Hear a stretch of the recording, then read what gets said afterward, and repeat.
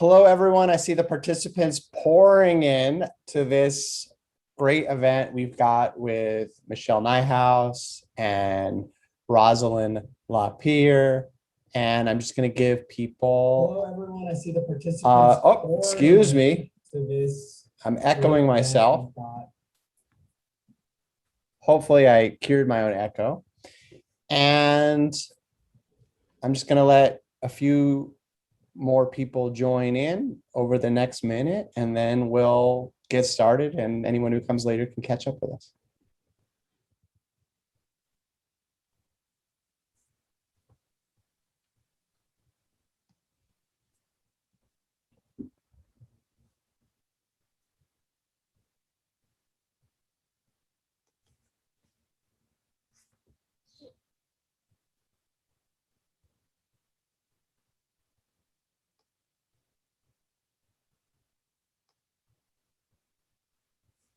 All right.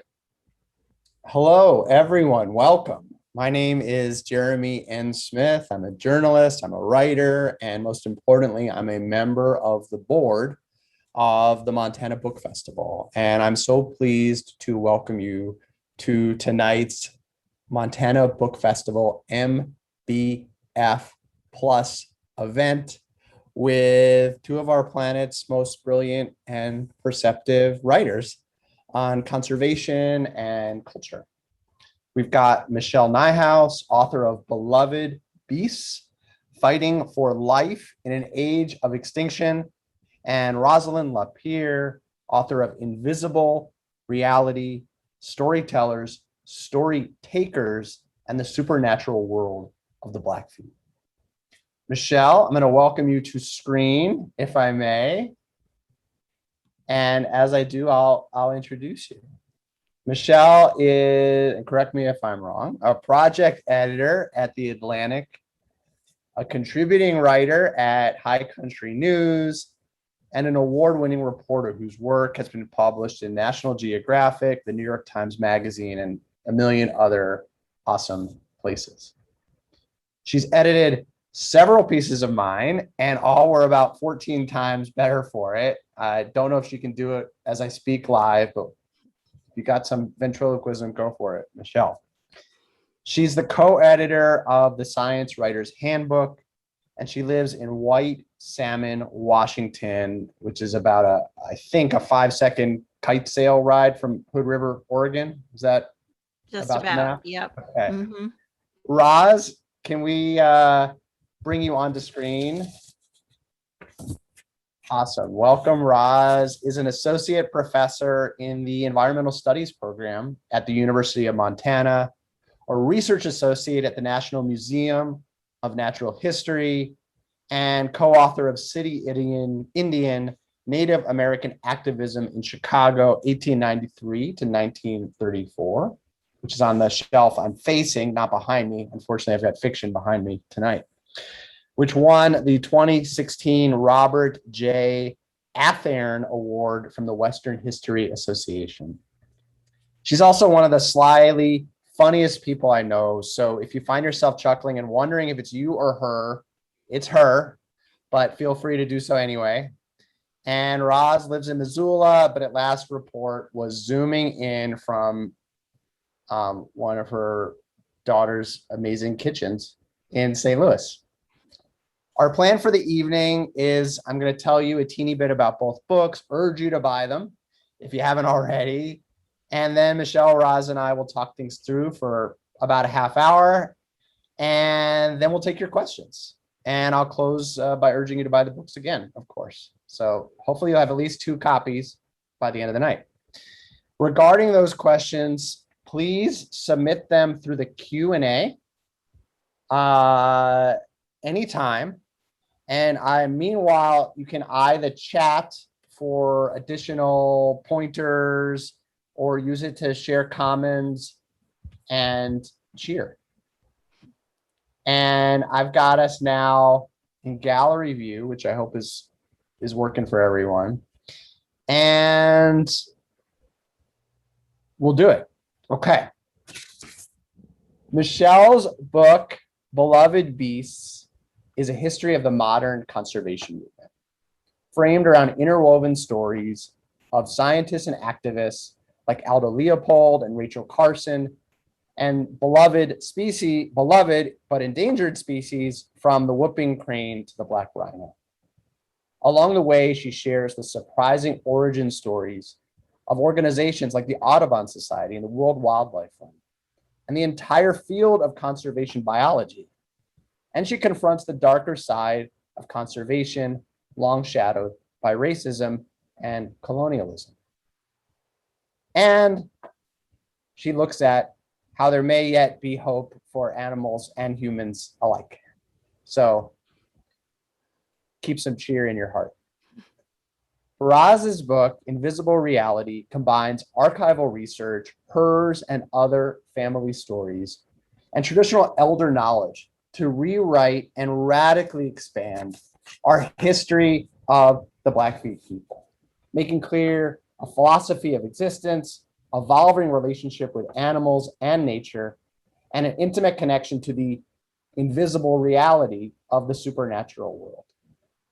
I kind of, when I was reading it, started thinking of it at times as a nonfiction counterpart to Gabriel Garcia Marquez's 100 Years of Solitude, rooted in stories transmitted and taken 100 years ago, but spanning back millennia with clear and compelling messages for all of us here in the present day.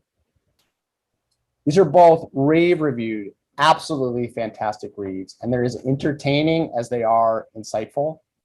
If you haven't already, please buy your copy at our official event bookseller, Fact and Fiction Books. I'm going to give you a couple links there. So hopefully I did this right in the chat. I'm going to send it to everyone. We'll see. And if you go to that Montana Book Festival page, you'll see our event advertised. And if you click on the titles of the books, they'll take you to the website of Fact and Fiction Books. I know Fact and Fiction is going through an exciting ownership change where their longtime managers become the owner, and I think they're redoing the website. If that means your ordering is in flux somehow, it says it is, but I think it could work. Then there's a bookshop link to be able to buy online in a more traditional way for those of you, especially out of Missoula. And that will also support Fact and Fiction if you follow that link. As further inducement, look at these. These are beautiful field notebooks. If you get the book at Fact and Fiction, they've got a few of beautiful beasts, and you get some good swag for your bird watching and stargazing and anything else you need. So shopping lists, I mean, it's all about, it's a field notebook. Let the field be expansive. All right, let's get into it. Michelle and Roz. Beloved Beasts starts about 100 years ago and moves forward from there. Invisible Reality also starts about 100 years ago, but many of the tales shared are explicitly oriented and looking backward. Can each of you give a sense of what's happening in the late 19th, early 20th century in the scope of your stories? And Roz, I want to ask you specifically to include who are the storytellers and who are the storytakers that you mentioned in your subtitle. So, Michelle, why don't I ping you first? Sure. Thanks, Jeremy. And it's great to be here with both of you. Roz, I found it very interesting as I was reading your book, I found it very interesting to think of my book in terms of storytellers and storytakers and who was which as I revisited it. What is happening at the opening of my book in the late 1800s is that North Americans and Europeans, the dominant societies in North America and Europe, are coming to terms with the fact that their societies can drive other species to extinction. And this was a relatively new and unsettling idea. And truly, there were plenty of people who didn't quite believe it. They might have read Darwin, they might have become aware of the fact that, sure, very isolated species on distant islands might be driven extinct by some poor decisions by a few individuals, but the idea that a extremely plentiful, especially physically large species like the bison could be driven extinct by human activity was in some senses unbelievable to them, perhaps conveniently unbelievable to them. And then when people did realize that, yes, it was happening out on the plains, then there was a sense that that disbelief was replaced by a sense of, oh, this is an inevitability. This is the price of progress. And so the characters in my book step into this story and interrupt those assumptions and say, wait a minute, perhaps this doesn't have to be the inevitability that we think that it is. Thank you. So yeah, in visible, first of all, thanks, Jeremy, for inviting me to participate in this conversation, and thanks to the Montana Book Festival. But I'm kind of telling a different yet similar story at the same time period. The difference is that in the United States, people are, besides recognizing that there are animals going extinct, there's a belief that people are going extinct as well. And there's a belief that indigenous people are going extinct. And so museums and scholars during this time period at the turn of the century, which is known in history as the progressive era, museums and natural history centers, scholars from major universities go out to collect information and collect data around indigenous people. So they're collecting stories, which is in my book, I'm talking about people who come to reservations and other rural communities to collect, right? So they're collecting songs, they're collecting stories, they're collecting material objects, they're collecting what they think is important to science at that time, because they believe indigenous people are going extinct. And they believe that once they have these collections and they put them in museums or they put them in universities, that they'll have a record, right? A documentation of people who had lived historically in North America and who no longer are there. And so part of the story I'm telling is that story of collection. Is that story of those people who go out to places. And in my particular case, I'm focusing on the Blackfeet Reservation in the United States.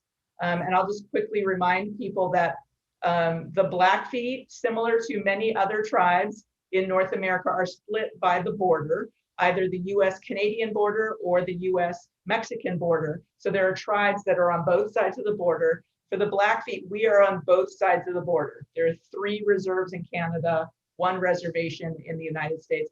My book is just focusing on the United States and the people in the US. And so I'm very, I make that distinction clear at the beginning that I'm trying to only use sources that are US sources and focusing on that. But I think that that's an interesting kind of similarity about what's happening in American science at that time, that they're recognizing this idea of extinction, again, either animals or what they believe are indigenous people or humans. And the impulse to collect in the face of perceived extinction or in the face of imminent extinction was there in both cases, right? I mean, one of the characters that I follow, William Hornaday, who was quite racist even by the low standards of his time, quite blind to, or in fact, blamed Native Americans for the decline of the bison, despite evidence to the contrary. But he had such a similar impulse when he found that the bison was going extinct, and to his credit, thought that was an outrage that should be stopped. His first impulse was to head out to the plains and shoot a couple dozen of the last remaining free roaming bison on the continent.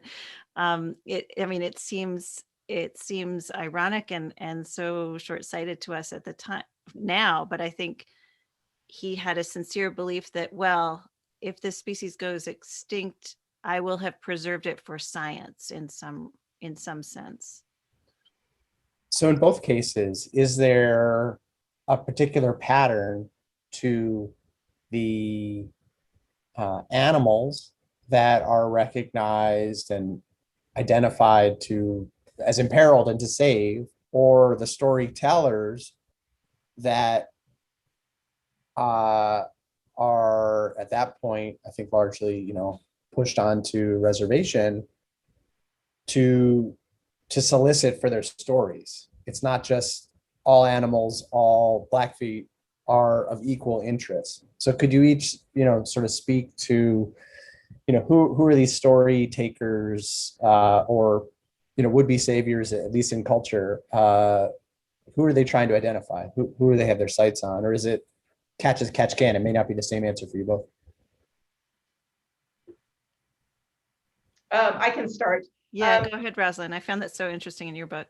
So I think that, again, there's this belief that Indigenous people are going extinct. And so there's this effort across kind of North America to collect information about Indigenous people.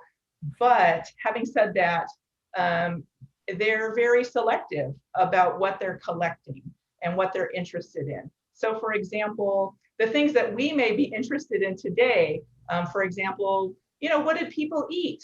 What were they dressing like on a day-to-day basis? What were their names? Right. What were their names? Yeah, exactly. The museums were not interested. They were interested in things that were very colorful. So clothing that was, kind of the ceremonial clothing, the very colorful clothing. They were interested in that. But having said that, I'll say that Indigenous people who were then working with museums at that time were also very selective about what they were sharing and what they were telling and what they were interested in sharing. And so it wasn't a one-way street. And part of what I write about is that it's not a one-way street. And I actually went and looked in the archives to find out what were some of those stories that people were sharing about themselves. And so what I was interested in it was, this is really an awful time, right, in Indigenous history. And it's a really awful time in United States history. And yet, instead of hearing stories that people are sharing where you would think they would be saying, hey, this is what's going on in my life, they were actually telling different stories. And so part of what my book is about is, what are the stories that they're telling us? And one of the things they're telling us is we have a unique relationship with the natural world. And that's what we think is important to share. And that's what we think is important to be recorded and documented. And so on the one hand, it's kind of like, yeah, our life sucks, but we're not going to tell you about that part. We're telling you about what we think is important. And so it's not kind of a one-way situation where museums are coming in and just kind of collecting stuff and taking it away. There is a two-way relationship that's occurring. And so I was interested in then reading those stories. What did people leave behind? What did they want recorded? Because they say in the records, we want this recorded for the record. And we want to share this information so that you write it down. So anyway, I think it's really fascinating then what in this particular case, what the Blackfeet at that time, elders and adults were sharing with the different museums and scholars who were coming to visit at that time. But on the museum side, again, they were interested in sort of colorful, ceremonial, not the day-to-day information, not what they considered not, I guess, flashy. Wasn't there who was the linguist who was really interested in the details of the language, but ended up almost accidentally collecting all this what we now see as very valuable information about daily and seasonal life. Yeah, so that was a gentleman named Truman Michaelson, and Truman Michaelson worked for the Bureau of American Ethnography, and the Bureau of American Ethnography then sort of became part of the Smithsonian. And he was actually, again, on this, he was on a research expedition collecting data about Indigenous languages, again, because of the belief that Indigenous people were going to go extinct, their languages were going to go extinct. And so he went out and was collecting particular languages. And as part of that, the Indigenous people were like, well, let us tell you these stories that are important to us. And they leave behind the stories. And it was just sort of really by, I wouldn't say by accident, because the Indigenous people themselves are very intentional, right, about the information sharing. Yeah. He accidentally had his net in the right place to catch those stories. Yeah. Right. So yeah, Michelle. Well, I don't want to misuse or make too much of this parallel, but I am struck by this idea that these story takers, as well as these early conservationists, were somewhat misguided in their motivations, we would say now, or looking for the wrong things in the right places, so to speak, but ended up doing things that we now, or preserving things that we now consider very valuable. William Hornaday, the conservationist I mentioned earlier, who took it upon himself to go out and shoot a couple dozen of the last remaining bison in Montana, ended up, he wasn't by any means the only preserver of the bison, but because he raised a small herd of bison in the Bronx, in what is now the Bronx Zoo, and plunked them down on the prairie, put them on a train and plunked them down on the prairie.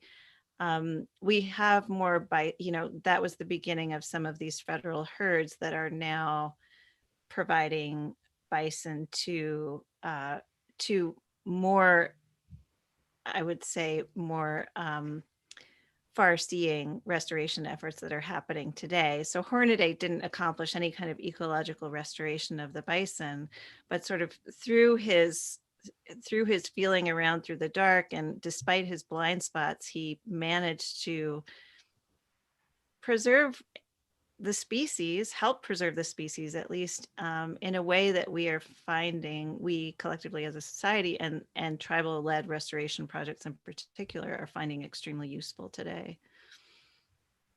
And I know we're going to get to, obviously the book covers a real wide, your Beloved Beast covers a wide array of species and a wide array of individuals. And often it is sort of, they turn a corner, they find this problem, or they get enchanted with this particular animal and seize the opportunity and have the social and cultural capital, and also just the can-do to make things happen.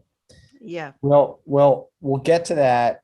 So we'll bring in more, but I wanted to just sort of, again, look at these sort of similarities and differences between the books. Big picture, it sort of struck me, Beloved Beasts is a story I think a lot of us are familiar with, of humans endangering and then trying to save animals. And I would say Invisible Reality in some ways is a story of animals endangering and then saving humans in the sense of animals being much more powerful in the stories that are shared, and being, whether they're the actual threats, whether the threat animals and the savior animals are the same, just nature itself is an ongoing threat, and certain animals have an extraordinary power to address that. And that seems a very consistent belief that was, I'd say, relatively, I at least found the way you expressed it just completely original to me, and I was fascinated by it. So, as I said, I think more of us are familiar with the idea of humans as the gods or devils. But Roz, can you explain some of the key roles and powers over nature of certain animals in Blackfeet lore?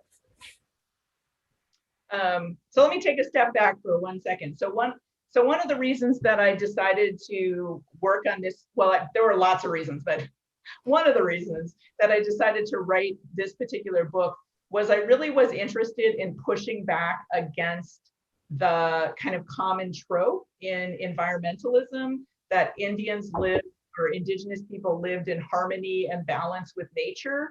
And I just did not see that at all in with the Blackfeet and with several other tribes as well.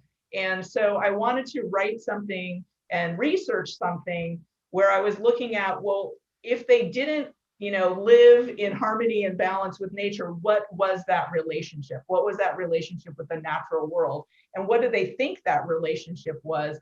And so that's why I looked at both talking to elders in my own community and my own family, and then also going back to those archival records that were recorded 100 years ago, and trying to sort of uncover what was this relationship that indigenous people had with the natural world. And so, as you know, the relationship really is multifaceted. It is a relationship with animals. It's a relationship with plants. It's a relationship with the celestial realm. It's a relationship with water. So there's multiple sort of natural elements that are part of that relationship. But one of the things that was sort of core to Blackfeet philosophy was that they could, with the assistance of the supernatural realm, with the assistance of the supernatural allies, which sometimes those allies could be supernatural animals, that they could then have a say in the world around them.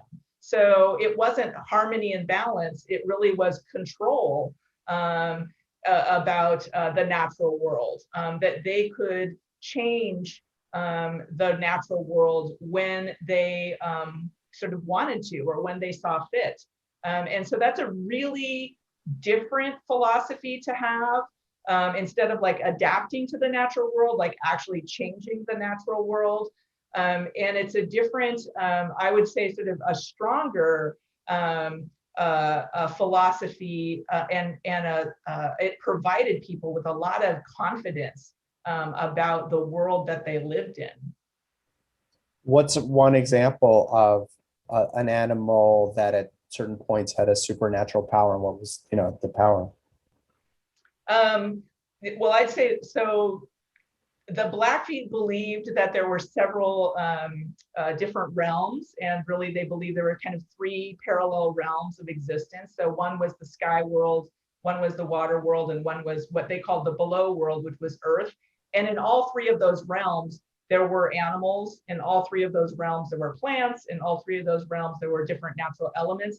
So depending on where the animal came from, Yeah. for example, the Blackfeet believed that originally bison were underwater animals, that they lived in the underwater world.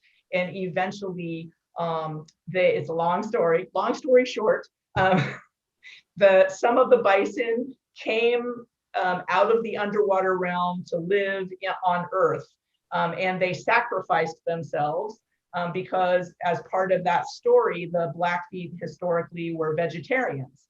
They did not eat meat. And in that particular story, the bison, again, long story short, they sacrificed themselves to become part of the Earth world, and so that humans could eat them. And so the Blackfeet then believed that there were both the bison on Earth that were quote unquote animals that you can eat, and then there were the bison that were the underwater bison that were this part of the supernatural realm. So that's an example of one animal, but there's a lot of different, again, sort of animals, plants, different natural elements that are both kind of in the quote unquote natural realm, and then kind of the supernatural realm. And even there's, we talked about swag. There's also sort of sway. There are these supernatural objects, or objects that with possession allows one to communicate to these godlike, animals, to influence the course of, weather, or, other really important parts of life. Michelle, let's just stay on the bison for a minute, what, if you can put it, I know this is a whole chapter, but if you can put it in a nutshell, and maybe you can't, or maybe, what does the conservation community do when it becomes a community, not just Hornaday and a few others? And if you can skip all the way, what is the status, because your book goes to the present day, what is the status of the wonderfully named bison species, both generally and on the Blackfeet Nation? Well, I think that the long story of the bison and what is happening today is in some ways encapsulates all the problems and all the opportunities in the conservation movement, in the modern conservation movement, because of course, the bison did get so close to extinction, and that caused enormous suffering among human beings, and still, that suffering is still, we know, is still felt today. And we know that it was what early conservationists did to restore bison was incomplete. That they sort of treated bison like farm animals. They grew some bison and they let them go. And that was partly because the science of ecology was so young at the time. They didn't have a sense, and they didn't listen to traditional knowledge, and they didn't have a sense from Western science that bison had a role within the assemblage of species on the prairie. So they didn't see these animals as affecting the prairie and the prairie affecting these animals. Of course, now we know that. And for the last several decades, but I think accelerating over the last 10 years or so, there has been a very explicit effort led by tribes, supported by conservation organizations, and increasingly now supported by national parks and the Department of Interior agencies, to restore bison, free roaming bison, and to make some habitat connections that will allow them to regain something like their original movement patterns on the prairie,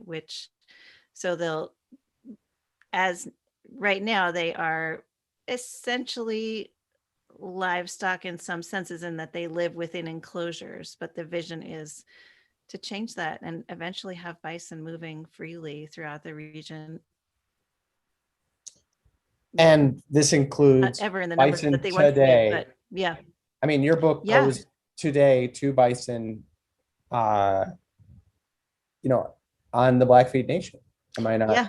No, and the Blackfeet Nation has been, and the Blackfoot Confederacy, excuse me, has been central to this, what is now a continent-wide movement, and it's loosely coordinated, but well coordinated, and perhaps like the bison. And it's been, I think, a very effective collaboration on a lot of levels, and is really exciting to me, because I feel like that's where it points to where the conservation movement could and should go next. But Rosalyn, could I ask you a quick question? Jeremy, I don't want to take the I don't want to take the baton from you, but in the limited time that I spent in Blackfeet communities, I had to keep reminding myself that the older people that I met had not grown up with I don't know, would we call them edible bison? Bison who were bison who were of the earth and visible to them, because their connection with the species, with the animal, was so strong. And I wondered, do these stories, does this invisible reality, did that allow them to maintain their connection over generations to the species, even though they weren't seeing them on a daily basis? Yeah, the simple answer to your question, the answer is yes. But I would just say that's true with, there are a lot of different tribes where there, because of a lot of different factors, because of colonization, right? Because of land loss, they may not be in the same place physically that they had been historically. And so they may not have access, for example, to a particular lake or a river where a fish was that they had used historically, or they may not be, you know, physically in the same place. So sometimes it's physicality, right? That they may have lost connection to a particular plant, animal, fish, etc. Or it could be due to near extinction of a particular animal. One of the things we know, again, from a lot of different tribes, is that people continue in ceremonial practice to include, because there's kind of a split again between the natural animal and then the supernatural reality, that supernatural reality, that relationship continues to exist. And eventually there may be a connection back to the that particular animal or not. And so, I mean, I'll just give you a quick example, and there's, again, several examples like this. My husband has worked with the Menominee tribe in Wisconsin for many years, and one of their sacred animals, which is a fish, is a sturgeon. And for many years, a dam had been built literally right on the border of the reservation, so the sturgeon could not go up. And that community continued to have ceremonies every year for the sturgeon. And there were families that were still, you know, doing the dances related to that particular fish. And finally, literally 100 years after the dam had been built, the tribe went to court, well, threatened to go to court, and won, and were able to return sturgeon upstream. And so that tribe had continued those religious practices throughout that entire time when they physically were not, didn't have access to that particular species that was important to them. But I think that there's a lot of examples like that in Indigenous communities. One of the things I would say that, and you had already mentioned this, you know, one of the things that contemporary scientists are learning about species that have gone near extinct but now are being reintroduced back into a community is that there's an entire ecosystem, right, built around some of those animals. And so when that animal leaves, then that ecosystem sometimes can have a, you know, completely collapse. Sometimes other things happen. So one of the things, of course, they're learning about bison and other species is these connections, right, between not just the animal, but maybe the plant life, maybe the way, and again, we see examples of this in the research that's being done in Yellowstone, with the wolf and how it's connected back to plants and the rivers, and, you know, how all of these things are connected.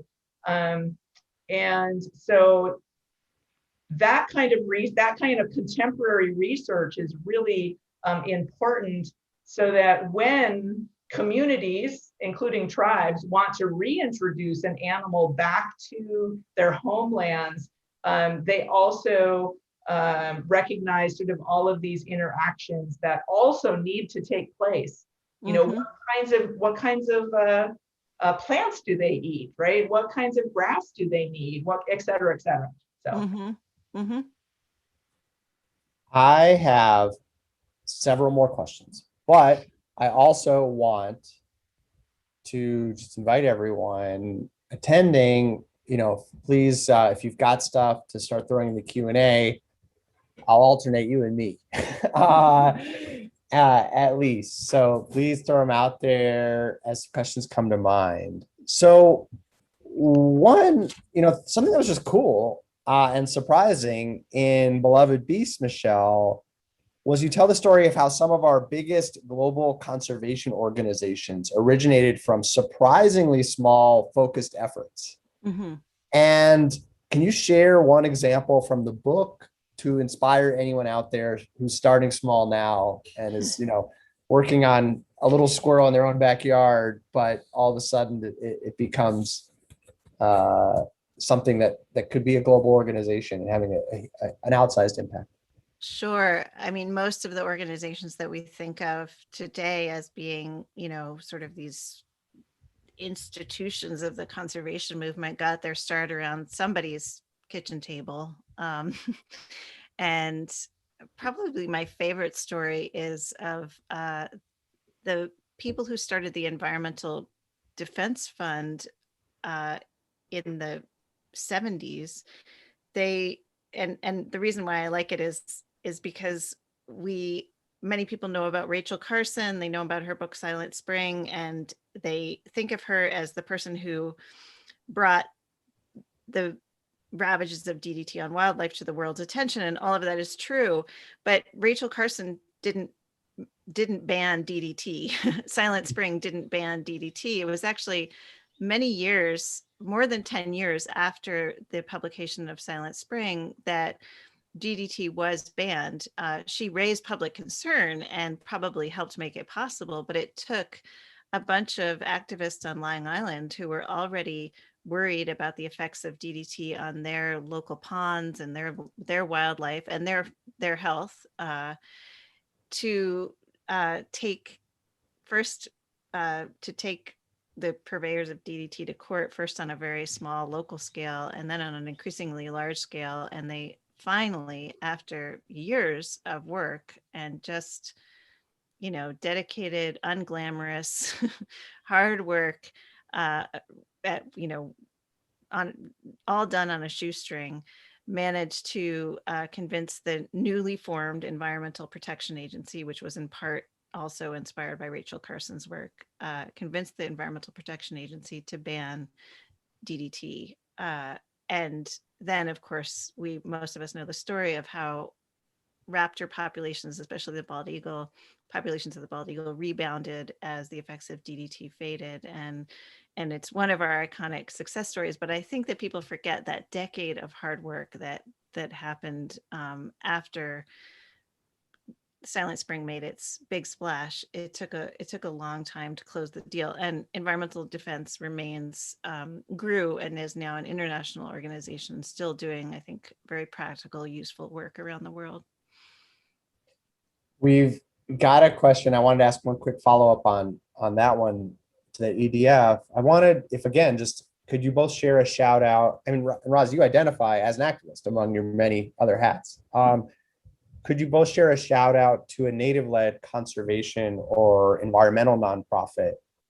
And that could be local, statewide, national, global. I just think I think those are voices, certainly names of organizations that people are less familiar with because they're still sometimes at that kitchen table level, or sometimes they're way past that, but where the media attention is. So if you could each shine a light on one. I know you've done story recently, Michelle, about, how important centering those communities will be for future successes in a variety of ways environmentally.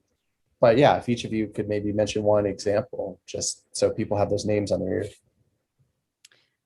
Well, the INI initiative, and you can correct my pronunciation, Roz, it's named after the Blackfeet word for buffalo. The INI initiative is the umbrella group that's leading the bison restoration throughout much of North America, and really deserves more attention and credit and support. Thank you. Can you spell that? It's IINNII. Do I have that right?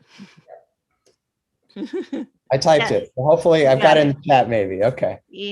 For those of you who are friends, want to Google faster, or just Roz, any one you want to chat? I'd say another kind of grassroots organization that just kind of formed recently is the Niitsitapi Water Protectors, and they just formed around the opening of open pit coal mining in Alberta. As you know, the regulations in the province of Alberta just changed maybe 6 months ago, so that they allow now for open pit coal mining. And so there are several indigenous groups, that's one of them, have formed literally in the last 6 months in an effort to draw attention to that fact, but also to try to stop coal mining from occurring. I will just, yeah. Go ahead, Michelle. I will just add that you referred to a piece I'd written recently, and I hope there's more recognition on the international level of how important Indigenous and other rural community land rights are to advancing conservation worldwide. Many people listening might have heard of the 30 by 30 initiative, which is an effort to get 30% of the world's lands and waters protected or conserved in some form by 2030. There's a push to get that incorporated into the new goals for the International Convention on Biological Diversity. There's a lot of the supporters of that are saying, yes, it has to respect Indigenous land rights, but I hope, and I know that there's a lot of great organizations working on this, I hope there's recognition that the recognition of Indigenous land rights by national governments as part of those commitments is so important to their success, because we know from experience that once those land rights are formalized and guaranteed, that rural communities, Indigenous communities then have the long-term stability that they need to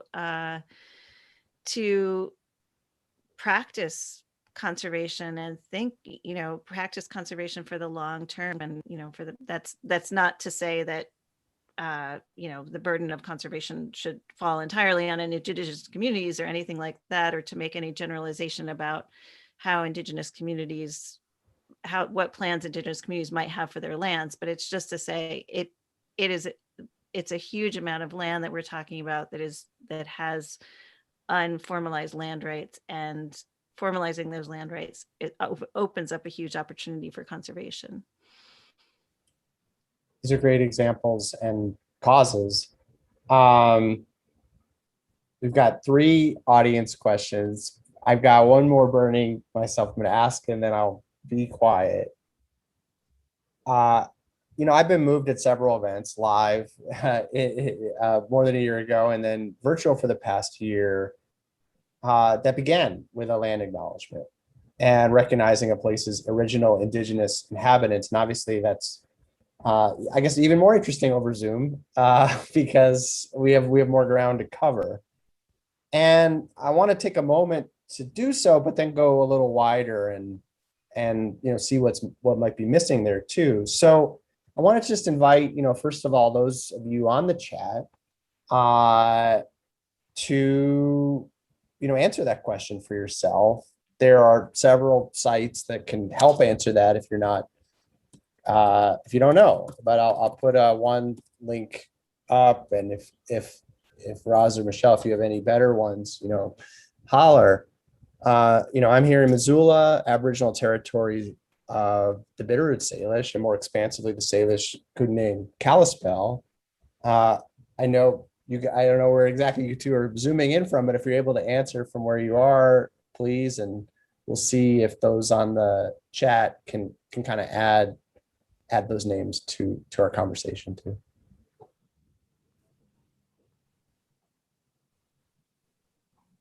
Roz or Michelle, are either of you up for starting? Oh, first. Well, you're yeah. I'll just kind of change the subject a little bit, but not much. Please. So, I think one of the things to also think about and consider when people are doing a land acknowledgement, so normally I am in Missoula, is that those people continue to live there. Yeah. The Salish have never left. They continue to live in Missoula. They've always been in Missoula. And so when we give the land acknowledgement of like, this is the kind of, people kind of sort of say it in a way like this is the former territory of, it's like, no, they're still here. So a lot of times when there is a land acknowledgement given, part of that acknowledgement should be like, those people still live here. and a lot of times have not left. And so there's been a continuous presence of Indigenous people in these Indigenous landscapes. I appreciate that. And I think, one of my questions was it's slightly complicated too, because I was talking to a friend who's Salish, and she was talking about, being like, oh, I want to go home. I'm stuck in Missoula. And, an elder was like, well, you're watching out of the homeland, because that's the homeland, not where you call home. And so that was kind of my bigger question was, when we talk, and obviously, the Blackfeet are plains and they're pushed into the mountains. So even just when we say homeland, because as you say, these are living people and tribes and traditions. So, there's the homeland, there's the continuity, there's a concentration. And then, thinking in your books, I was thinking about also animal species and plants and even gods that have been in these, it all of a sudden just kind of got a lot richer just reading these texts. So I don't know if that resonates for you, if that's corny or whatever, but I guess I did want to ask, if that's among the things that you think of when, once you open the land acknowledgement door, you just see a lot more that's there. It's a whole world.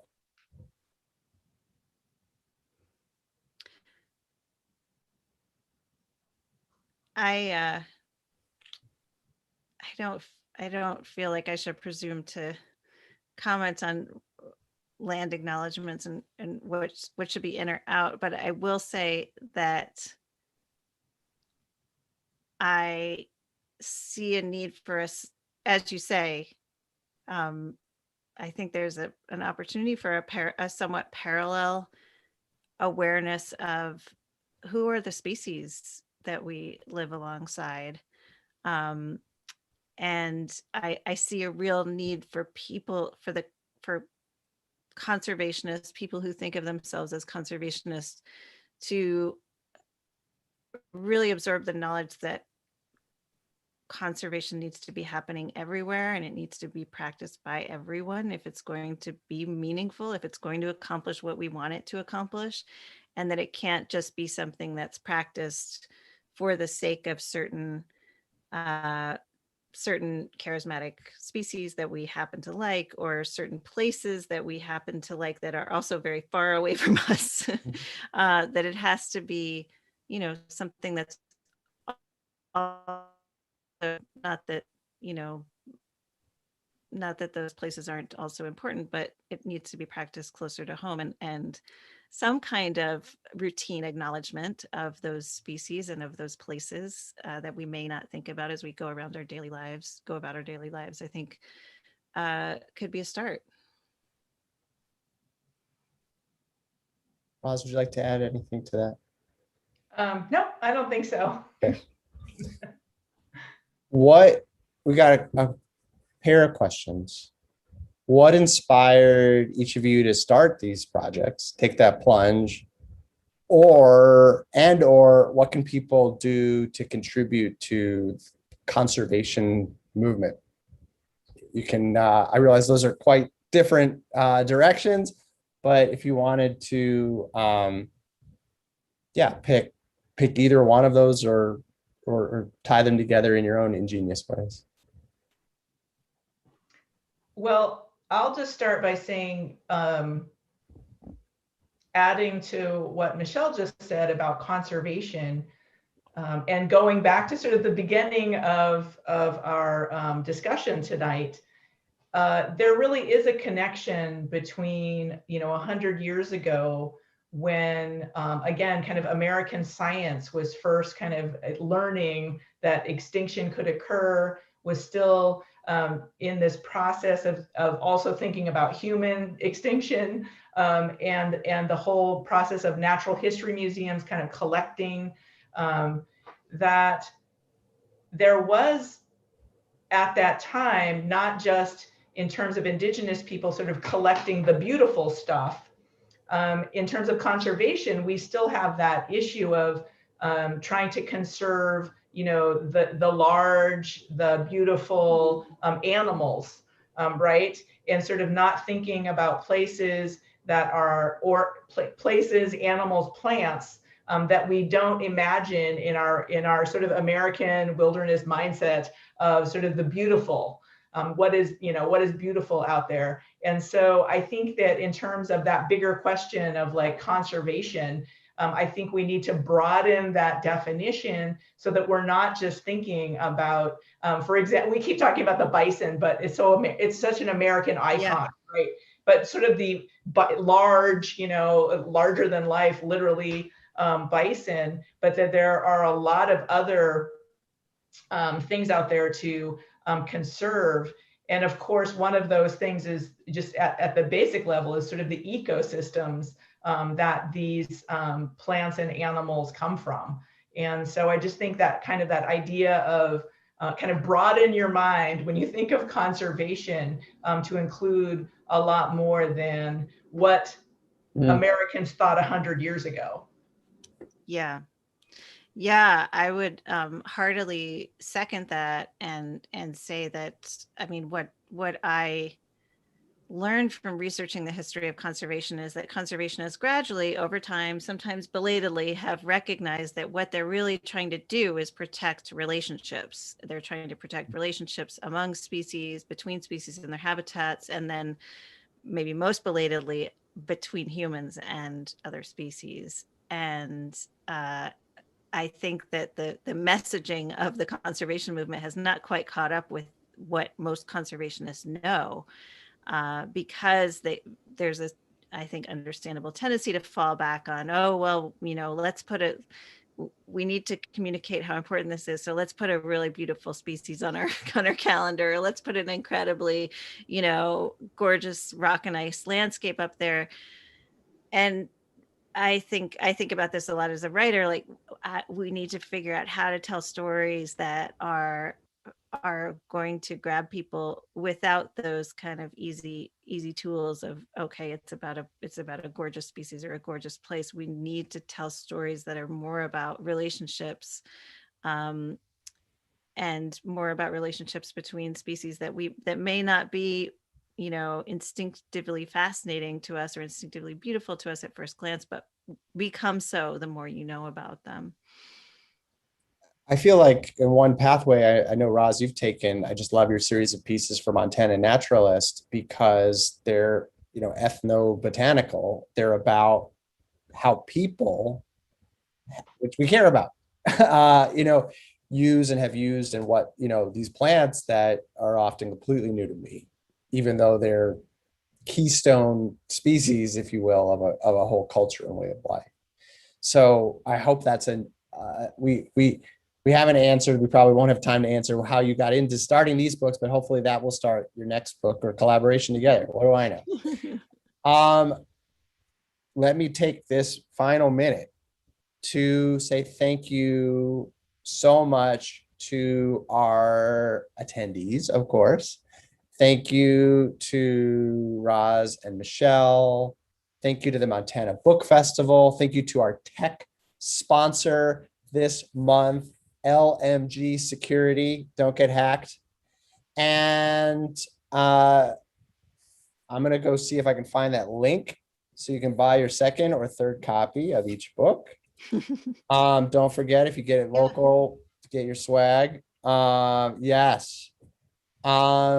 And let's just keep following these guys. The only downside of the Zoom world is I don't get to go out for drinks and afterward with the authors. So I'm just going to drink alone. It's going to be great. But we'll maybe have a text chain. Thank you both. And please keep tuned to the Montana Book Festival. Please donate to support free events like this. Plenty of buttons to do so on our website. Again, I put that link there, montanabookfestival.com. Thank you, guys. Thank you, Jeremy. Thank you, Roz. Thanks to everyone who came. Can I say one final thing, Jeremy? Please. I just want to say one final plug. I think that in it, so Jeremy has said it several times. He said, go out and buy the book. I will say this, go out and read the books. I think that it's rare when there are women who are science writers who write books that then people buy and read. And so I think that it's important during this month of Women's History Month to go out and buy women writers, including us, and read our books. So Here, I love it. here. I And I always will- tell people, yeah, please, Michelle. Oh, I just would say I would recommend Roz's book for its, as you say, sneaky humor, as well as its fascinating content. I really laughed out loud, which is not something I often do while reading a book by someone with a doctorate. So I love it. Thank you both. Great advice and great books. And keep reading, and we'll keep the conversation coming as the month continues.